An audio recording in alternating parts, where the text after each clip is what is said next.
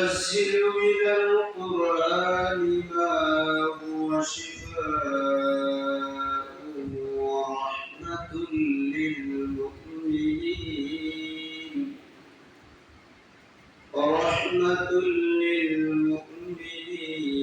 ولا يزيد الظالمين إلا خسارا إلى آخر.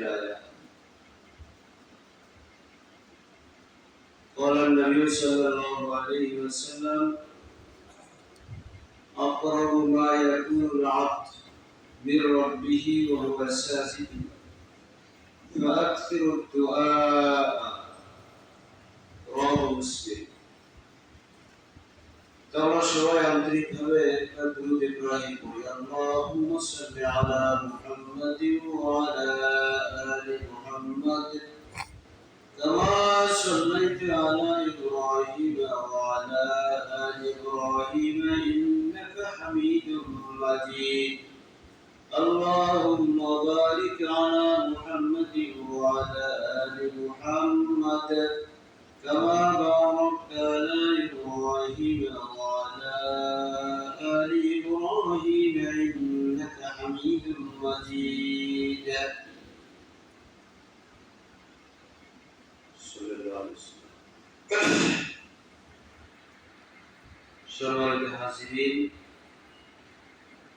ও মুসলিম ইকরাম, আসসালামু আলাইকুম ওয়া রাহমাতুল্লাহি ওয়া বারাকাতুহু। আল্লাহ সুবহানাহু ওয়া তাআলার দরবারে শুকরিয়া আদায় করি যিনি আমাদেরকে রজব মাসের তৃতীয় জুমার দিন 20শে রজব 20শে ফাল্গুন আল্লাহ সুবহানাহু ওয়া তাআলা আমাদেরকে ভালোবেসে আর পছন্দ করে দুনিয়াবি কাজকর্ম থেকে বিরত রেখে জুমার নামাজ আদায় করার জন্য, আল্লাহ রাব্বুল আলামিনকে সন্তুষ্ট করার জন্য মসজিদে আসার তৌফিক এনায়েত করলেন। এজন্য শুকরিয়া আদায় করি, বলি আলহামদুলিল্লাহ। তো আমরা সবাই জানি যে রজব মাস চলতেছে, রজব, তারপরে শাবান, তারপরে রমজান। রমজান মাসের আগে আর রজব মাসের ফাঁকে মাত্র 1 মাস বাকি আছে। রমজান মাস খুবই নিকটে, জন্য আল্লাহ রাসূল সাল্লাল্লাহু আলাইহি ওয়াসাল্লাম যখন রজব মাস আসতো তখন নিজেও একটা দোয়া করতেন এবং সাহাবাদেরকে বলতেন যে রমজান মাস যেহেতু খুব নিকটে চলে আসছে, আর মাত্র 1 মাস পরে রমজান মাস, রজব, শাবান, রমজান। তো তোমরা সবাই এই দোয়াটা বেশি বেশি পড়বা। আমি মুহাম্মদ সাল্লাল্লাহু আলাইহি ওয়াসাল্লাম, আল্লাহর নবী, আমি এই দোয়াটা বেশি বেশি পড়ি, তোমরাও এই দোয়াটা বেশি বেশি পড়ো। আল্লাহুম্মা বারিক লানা রজব ওয়া শাবান ওয়া বাল্লিগনা রমাদান। আমরা একটু সবাই মুখস্থ করে নিতে পারি, সবাই একটু পড়ি। আল্লাহুম্মা বারিক লানা ফি রজব ওয়া শাবান ওয়া বাল্লিগনা রমাদান। বায়াত শরীফ। আল্লাহ রাসূল এই দোয়াটা পড়তেন। এই দোয়াটার অর্থ হলো, হে আল্লাহ, বারিক লানা ফি রজব, রজব মাসে তুমি বরকত দাও। সে বরকত আমার হায়াতে বরকত দাও, কাজে বরকত দাও, অর্থনৈতিক তুমি সচ্ছল করে দাও। এভাবে যত কর্ম আছে, কাজ আছে, সব কাজে তুমি বরকত দাও আল্লাহ। আল্লাহ রাব্বুল আলামিনের কাছে আল্লাহর রাসূল দোয়া করছেন। আর আমরা তো দোয়া ভুলে গেছি, এখন আমরা তো দোয়াও করি না। তো আমরা মৃত্যুর কথা যদি চিন্তা ভাবনা না থাকে কারো, তাহলে তার মুখ থেকে, তার পক্ষ থেকে দোয়া তো আসবে না। মৃত্যুর কথা যদি চিন্তা ভাবনা না থাকে, তাহলে কারোর মুখ থেকে, কারোর কাজের মাধ্যমে তো বরকতের কথা আসবে না। আল্লাহুম্মা বারিক লানা ফি রজব ওয়া শাবান ওয়া বাল্লিগনা রমাদান। রজব মাসে তুই বরকত দাও, শাবান মাসে তুই বরকত দাও। এমন ভাবে তুমি রমজান মাসে বরকত দেবা যে রমজান মাস সামনে আসতেছে, এই রমজান মাসে ইবাদত বন্দেগীতে যেন কোনো প্রকার সমস্যা না হয়, চিন্তা ভাবনা করা না লাগে। আয় আল্লাহ, কেমনে খাবো অনেক, কেমনে রোজা রাখবো অনেক, কেমনে ইফতার করবো অনেক, কেমনে কি দিয়া সেহরি খাবো অনেক, আমার স্বাস্থ্য তো ভালো না। এইভাবে আল্লাহ রাসূল সাল্লাল্লাহু আলাইহি ওয়াসাল্লাম দোয়া করতেন রমজান মাসে। তাহলে আমাদের জন্য দোয়া করা একান্ত জরুরি। আর যাদের কোনো চিন্তা ভাবনা নাই, যে অর্থ সম্পদ আছে, রোজা রাখতে রোজা রাখবে কি জন্য? রোজা রাখার তো কোনো প্রয়োজন নেই। রোজা রাখবে তারা যাদের অভাব আছে, তারা রোজা রাখবে। আমাদের তো অভাব নেই, আমরা রোজা রাখবো না। আমাদের তো মরতে হবে না, আমরা রোজা রাখবো না।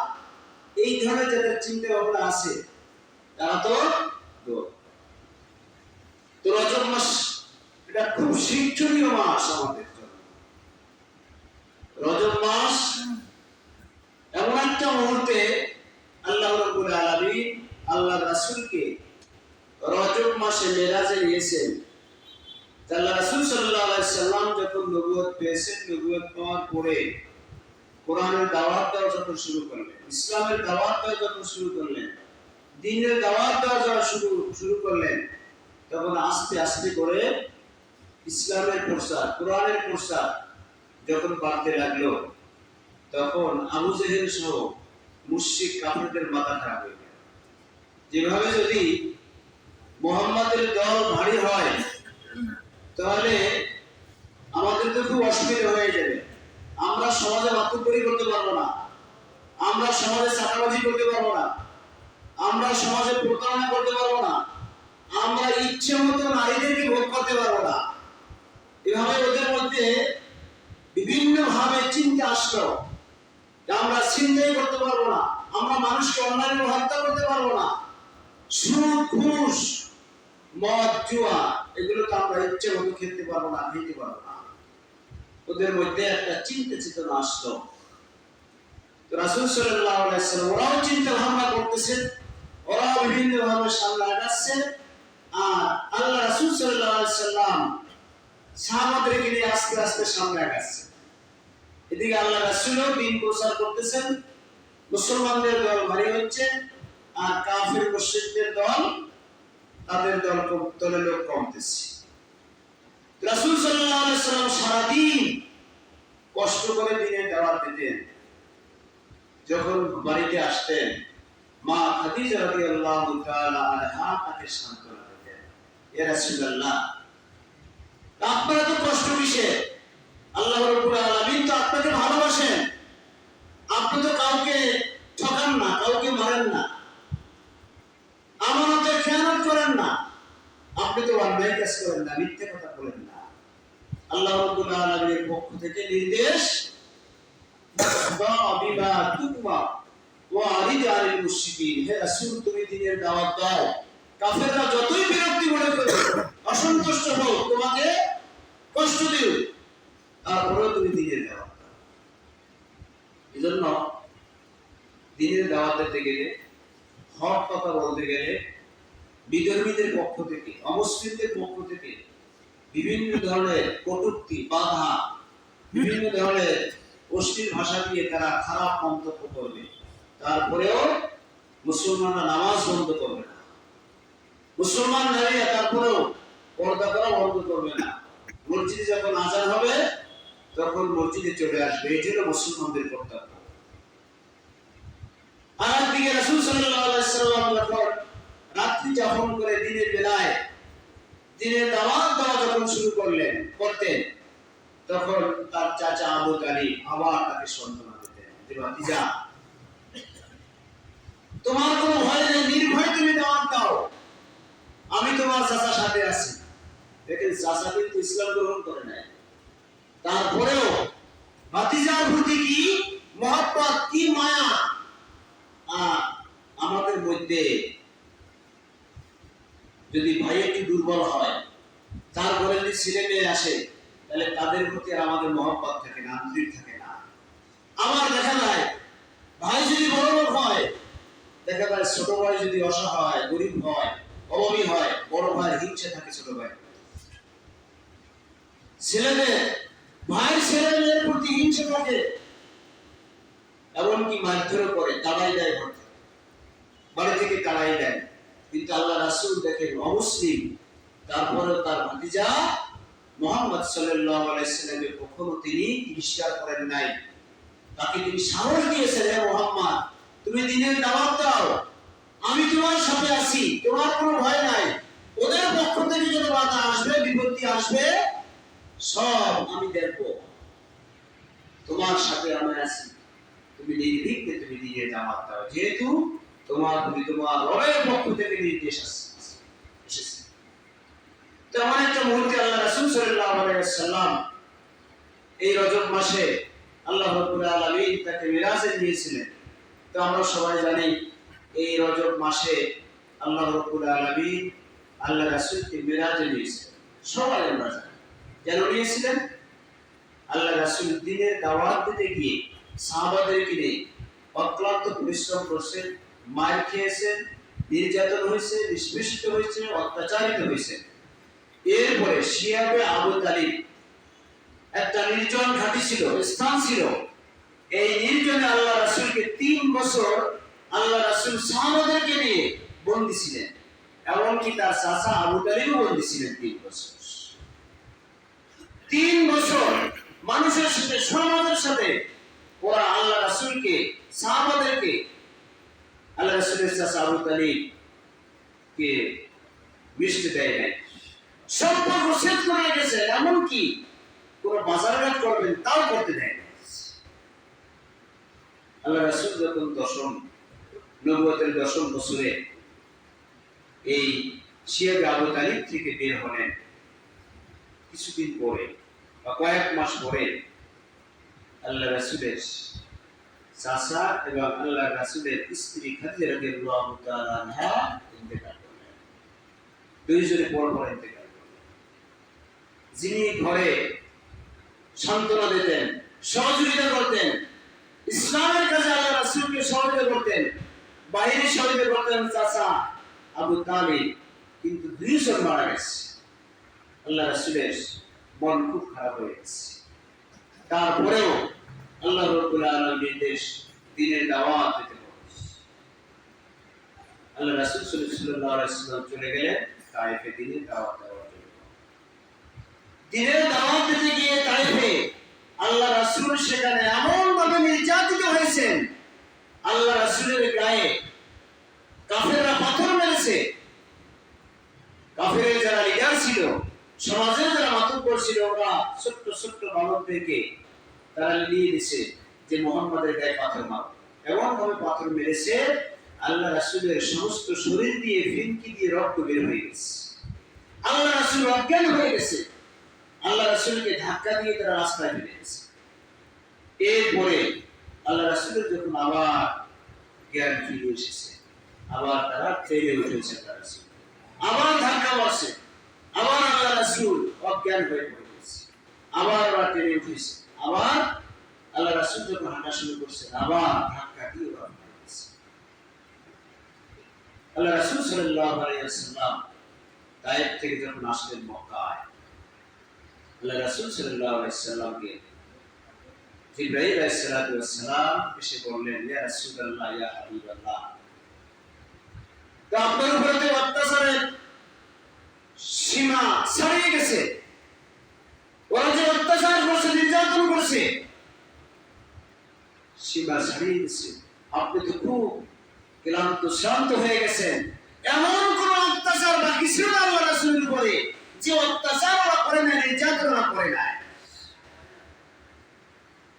আল্লাহ রাব্বুল আলামিন জিবরাইলকে ডেকে বললেন, জিবরাইল, আমার প্রিয় হাবিব, আমার দোস্ত দিনের জন্য এত যে কষ্ট করছে তাকে আমার কাছে এনে সান্ত্বনা দিতে হবে। তুমি আমার প্রিয় হাবিবকে গিয়ে বলো যে আল্লাহ রাব্বুল আলামিন সংবাদ পাঠিয়েছে আমার কাছে, আপনাকে প্রস্তুত হতে বলছেন। আল্লাহ রাব্বুল আলামিন আরশে আজিমে নিয়ে আল্লাহ রাব্বুল আলামিন আপনাকে সান্ত্বনা দেবে এবং সুউচ্চ মর্যাদায় স্থান আপনাকে দেবে, সুউচ্চ মর্যাদা আপনাকে দান করবে। এজন্য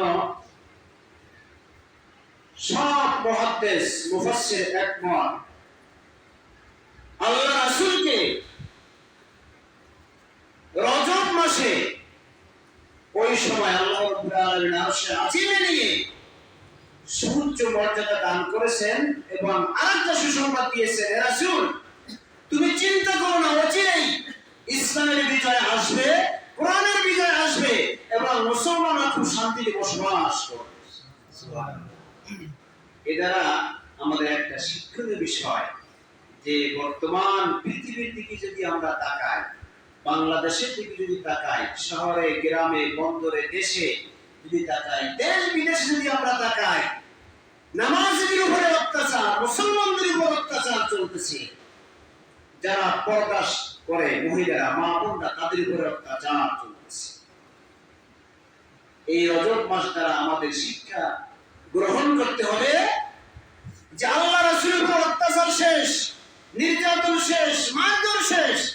এরপরে আল্লাহ রাসূল সাল্লাল্লাহু আলাইহি ওয়াসাল্লাম সুসংবাদ দিয়েছেন, হে রাসূল, খুব তাড়াতাড়ি ইসলামের বিজয় আসবে। সুলতানান নাসিরা, তোমাকে আমি একটা শক্তিশালী একটা ক্ষমতা আমি তোমাকে দান করবো, অর্থাৎ তোমাকে রাজ্যে শাসন করতে আমি তোমাকে বানাবো। যে রাজ্যে তুমি কোরআন দিয়ে বিচার ফয়সালা করবা, সেই সমাজটা হবে একটা সুন্দর সমাজ, কোরআনের সমাজ, যেখানে মানুষ শান্তিতে বসবাস করবে। আজকেও আমরা এটা প্রমাণিত করতে হবে আমাদের যে খুব অচিরেই, বেশি দিন বাকি নয়, খুব তাড়াতাড়ি ইসলামের বিজয় আসবে। যেহেতু মুসলমানদের উপরে অত্যাচার চলতেছে, মা বোনদের উপর অত্যাচার চলতেছে, নামাজি ব্যক্তিদের উপর অত্যাচার চলতেছে, এজন্য আল্লাহ রাব্বুল আলামিন সূরা হুজরাতের মধ্যে একটা আয়াতে বলছেন ইন্নামাল মুমিনুনা ইখওয়াতুন, কোন দলাদলি নাই, কোন দলাদলি নাই, তোমরা ভাই ভাই হয়ে মুসলমানরা সব সমাজে বসবাস করো। ইন্নামাল মুমিনুনা ইখওয়াতুন, মুমিনরা সব ভাই ভাই হয়ে পরস্পর ভাই ভাই হয়ে যাও, তোমাদের বিজয় অচিরেই আসবে ইনশাআল্লাহ। খুব তাড়াতাড়ি আসবে, বেশি দিন বাকি নাই। দেখেন না, বাংলাদেশে না, শুধু সারা পৃথিবীতে ইসলামী দলগুলো নিজেদের মতবাদ ভুলে গিয়ে টুকটাক মাসলার বিরোধী থাকতে পারে, কিন্তু মুসলমানরা কিন্তু আসল জায়গায়, ইসলামী দলগুলো সব আসল জায়গায় কিন্তু আসল জায়গায় কিন্তু ইসলামের দাওয়াত দিতে হবে, কোরআনের রাজ কায়েম করতে হবে, সবাই কিন্তু এক জায়গায় একমত। এজন্য আমাদের চিন্তা ভাবনা করা বেশি প্রয়োজন নেই। আল্লাহ রাব্বুল আলামিন বলেন, ওয়ালা তাহিনু ওয়ালা তাহজানু ওয়া আনতুমুল আ'লাউনা ইন কুনতুম মুমিনিন। একটা কারণে আল্লাহ রাব্বুল আলামিন এখনো আমাদেরকে বিজয় দেন না, সে কথাটা এখানে বলছেন। আয়াতের মধ্যে বলছেন যে একটা কারণে আমি তোমাদেরকে বিজয় দিচ্ছি না, তোমাদের হাতে ক্ষমতা দিচ্ছি না, সেটা হলো তোমরা এখনো মুমিন হতে পারো না। ওয়ালা তাহিনু ওয়ালা তাহজানু, তোমরা দুর্বল হয়ে যেও না, হীনবলত হও না, তোমরা বিষণ্ণ হও না, তোমরা চিন্তাগ্রস্ত হয়ে যেও না। ওয়া আনতুমুল আ'লাউনা ইন কুনতুম মুমিনিন, আমি আল্লাহ রাব্বুল আলামিন যখন দেখব যে তোমরা মুমিন হয়ে গেছো, আল্লাহ রাব্বুল আলামিন আমি তোমাদের হাতে ক্ষমতা দিব, তখন প্রত্যেকটা পরিবারে, সমাজে, দেশে মুসলমানরা সব নির্বিঘ্নে ইসলাম মেনে চলতে পারবে, কোরআন মেনে চলতে পারবে, শান্তিতে বসবাস করতে পারবে। কিন্তু এই আয়াত দ্বারা প্রমাণিত হয় যে আমরা এখনো মুসলমানরা এখনো মুসলমানিত্ব সঠিক অর্জন করতে পারি না, মুমিন এখনো হতে পারি না। যাই হোক, আল্লাহ রাসূল সাল্লাল্লাহু আলাইহি ওয়াসাল্লাম হঠাৎ একদিন সাহাবাদের থেকে একটু আড়ালে চলে গেছে। আল্লাহ রাসূলের উপরে খুব নির্যাতন চলতেছে, আল্লাহ রাসূল খুব চিন্তা ভাবনা হয়ে গেছে। হযরত আবু বকর এবং ওমর আল্লাহ রাসূলের বাড়িতে আসলেন। এসে আল্লাহ রাসূলকে দেখে না বিভিন্ন জায়গায় খোঁজাখুঁজি করতেছে, আবু বকর আলীকে বলতেছেন আলী, আবু বকর ওমরকে বলতেছেন ওমর। আল্লাহ রাসূলকে দেখতেছি না বিভিন্ন জায়গায় খোঁজাখুঁজি করতেছে। আবু বকর এবং ওমর বের হয়ে গেলেন আল্লাহ রাসূলের খুঁজতে, আল্লাহ রাসূলকে খুঁজতে বের হয়ে গেলেন। খুঁজতে একটা মাঠের মধ্যে চলে গেলেন। যেই মাঠে গিয়ে দেখতেছেন একটা বালক দাঁড়িয়ে আছে রাখা, তার চোখ থেকে দরদর করে পানি পড়তেছে। আবু বকর ওমর জিজ্ঞাসা করতেছে, হে বালক, হে রাখা, তুমি কি এমন কোন একটা ব্যক্তির সন্তান পেয়েছো যিনি কয়েকদিন আগে বাড়ি থেকে বের হয়ে গেছে? আমরা তাকে খুঁজতেছি বিভিন্ন জায়গায়, বিভিন্ন শহরে, বিভিন্ন গ্রামে খুঁজতেছি কিন্তু পাচ্ছি না। তো ওই ব্যক্তি বলতেছে, ভাই আমার কাছে একটা সন্তান আছে এক জায়গায়, যে ওই পাহাড়ের একটা গর্তের মধ্যে একটা গাছের আড়ালে এক ব্যক্তি কান্নাকাটি করতেছে কয়েকদিন ধরে। সেই কান্নাকাটি শুনে আমার গরু, আমার ভেড়া, উট, ছাগল, দুম্বা কিছুই ঘাস খাচ্ছে না, তারাও দাঁড়িয়ে দাঁড়িয়ে কান্নাকাটি করতেছে। তো আল্লাহ রাসূল সেখানে বসে কান্নাকাটি করতেছিলেন। আবু বকর ওমরকে বললেন, আবু বকর আর কেউ নয়, তিনি মুহাম্মদ সাল্লাল্লাহু আলাইহি ওয়াসাল্লাম, চলো আমরা এই রাখালকে নিয়ে সেখানে যাই। আবু বকর ওমর রাসূল সাল্লাল্লাহু আলাইহি ওয়াসাল্লাম পাশে গিয়ে দাঁড়ালেন, রাসূলকে ডাক দিলেন।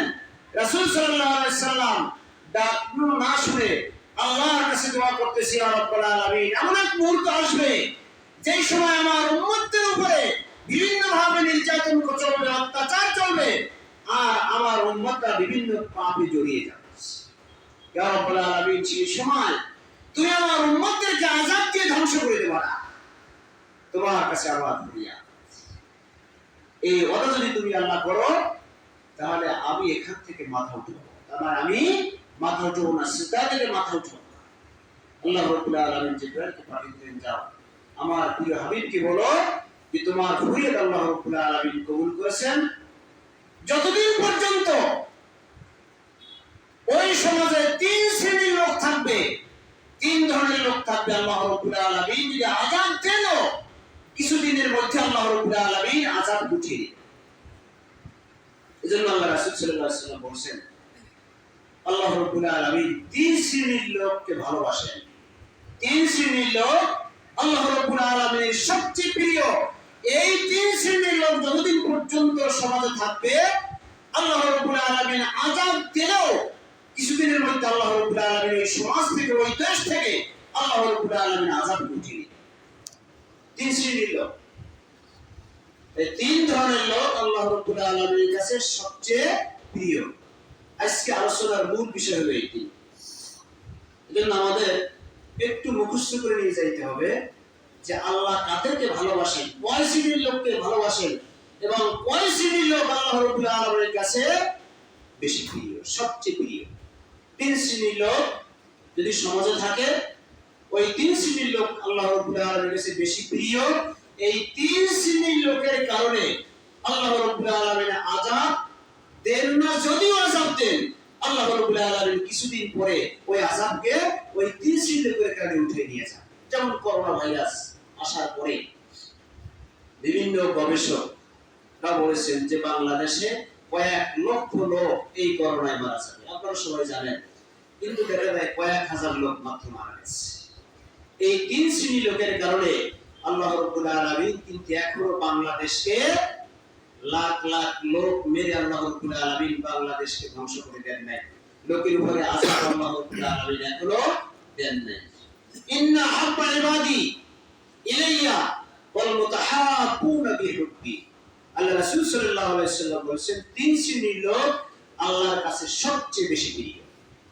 তিন শ্রেণীর লোক, ওয়াল মুতাহাব্বুনা বিহুব্বি, এক শ্রেণীর লোক হলো যারা পরস্পরকে আল্লাহর সন্তুষ্টির জন্য ভালোবাসে। ইন্নামাল মুমিনুনা ইখওয়াতুন, তোমরা একজন আরেকজনকে ভালোবাসো, এক মুসলমান আরেক মুসলমানের ভাই, এক মুমিন আরেক মুমিনের ভাই, পরস্পর তোমরা কি ভাই হয়ে সমাজে বসবাস করো। তাহলে একজন আরেকজনকে ভালোবাসবে, আল্লাহকে ভালোবাসা,